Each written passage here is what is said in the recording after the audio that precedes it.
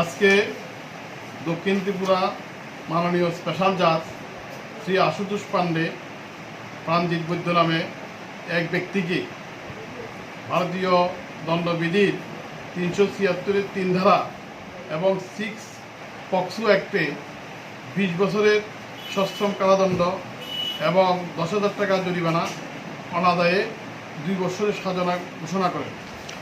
এই মামলায় সুস্মিতা মজুমদার নামে বধূ নির্যাতনের এক ভিকটিম আজ থেকে 9 বছর পূর্বে তার সঙ্গে এই প্রাণজিৎ বৈদ্যের বিয়ে হয়।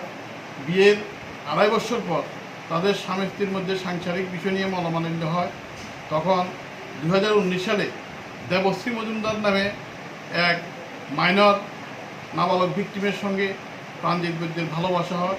সেই সুবাদে প্রাণজিৎ বৈদ্যের বাড়িতে স্বামী স্ত্রী হিসাবে সংসার শুরু করে।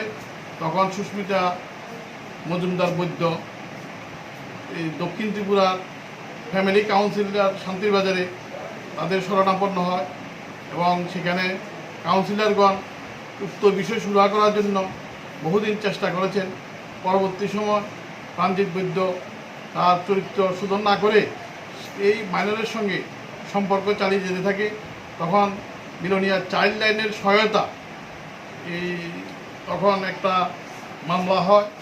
এই মামলাতে তদন্ত করে সমস্ত বিবাদীর অপরাধ প্রমাণিত হয় এবং বাইগড়া থানা মামলা হয়।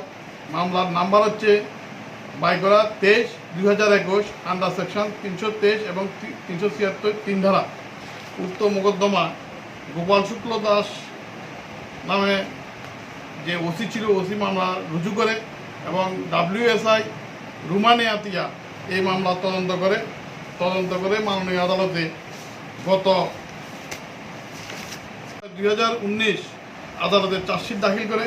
আদালতে চার্জশিট দাখিল করার পর মাননীয় আদালত চার্জ গঠন করে বিবাদীর বিরুদ্ধে মামলা পরিচালনা শুরু করে এবং আদালত মামলা চলাকালীন সময়ে 15 জন সাক্ষীর সাক্ষ্যবাক্য গ্রহণ করে এবং সাক্ষ্যবাক্য গ্রহণের পর আজকে আদালত সিদ্ধান্তে উপনীত হয় এবং আজকে সাজা ঘোষণা করে।